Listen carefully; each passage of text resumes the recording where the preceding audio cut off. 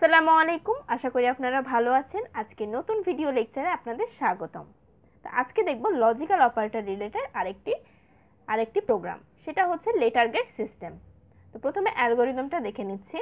Algorithm যেহেতু প্রত্যেকটা step by step কাজ করে, তো প্রথমে হচ্ছে অবশ্যই প্রোগ্রাম স্টার্ট করতে হবে। দেন ইনপুট হিসেবে মার্ক নামের একটা ভ্যারিয়েবল নিচ্ছি। দেন স্টেপ 3 তে এসে মার্ক নামের ভ্যারিয়েবলটা চেক করবে যে 100 থেকে যদি বড় হয়, অথবা মানে অর অপারেটর ইউজ করা হয়েছে, অথবা যদি 0 থেকে ছোট হয়, মানে এই দুটার মধ্যে যে কোনো একটা কন্ডিশন যদি ফুলফিল করে। কারণ অর অপারেটর একটা কন্ডিশন ট্রু হলেই এক্সিকিউশন হয়। তো এর মধ্যে যে কোনো কন্ডিশন একটা ট্রু হলেই চলে যাবে print invalid mark. Then go to step 14। So step 14 এ আছে প্রোগ্রাম এন্ড। দেন যদি ফলস হয়ে থাকে সেক্ষেত্রে চলে যাবে go to next step. Then step 4 এ এসে মার্ক চেক করবে, যদি 80 থেকে বড় বা 80 সমান হয় অ্যান্ড অপারেটর ইউজ করা হয়েছে, দেন হচ্ছে 100 থেকে ছোট বা 100 সমান হয়, সেক্ষেত্রে হচ্ছে print A plus. Then program end হবে গো টু স্টেপ 14, আর আদারওয়াইজ ফলস হলে গো টু নেক্সট স্টেপ। তো এর পরবর্তীতে আরেকটা কন্ডিশনে চলে যাবে, যেটা হচ্ছে 75 থেকে মার্ক বড় এবং সমান, এবং 79 থেকে ছোট বা সমান যদি হয় মার্ক, সেক্ষেত্রে প্রিন্ট করবে A. Then go to step 14, then go to next step. তো এইভাবে আছে 70 থেকে 74 পর্যন্ত একটা।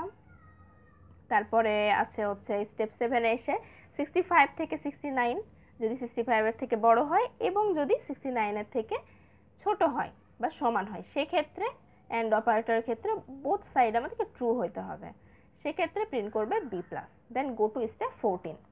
সো এইভাবে হচ্ছে then go to next step. এইভাবে হচ্ছে যদি কন্ডিশন ফলস হয়ে থাকে তাহলে নেক্সট স্টেপে যাবে, যদি কন্ডিশন ট্রু হয় তাহলে সেটা এক্সিকিউশন হবে, দিয়ে প্রোগ্রাম এন্ড হবে। তো এইভাবে স্টেপ বাই স্টেপ কাজ করে এলস ইফ এর কন্ডিশনের ক্ষেত্রে। এলস ইফ এর কন্ডিশন এন্ড হচ্ছে এখানে লজিক্যাল অপারেটর ইউজ করা হয়েছে। তো এইভাবে আপনারা কন্ডিশনগুলো দেখে নেবেন, তাহলে বুঝতে পারবেন সহজে। এর পরবর্তীতে চলে যাচ্ছে প্রোগ্রাম এন্ড লাস্টে। যদি হচ্ছে লাস্টেরটা দেখায় আপনাকে স্টেপ 13। তো এখানে হচ্ছে 0 থেকে বড় বা 0 সমান, অথবা যদি হচ্ছে 39 এর থেকে ছোট বা সমান যদি হয়, সেক্ষেত্রে প্রিন্ট ফেল করবে।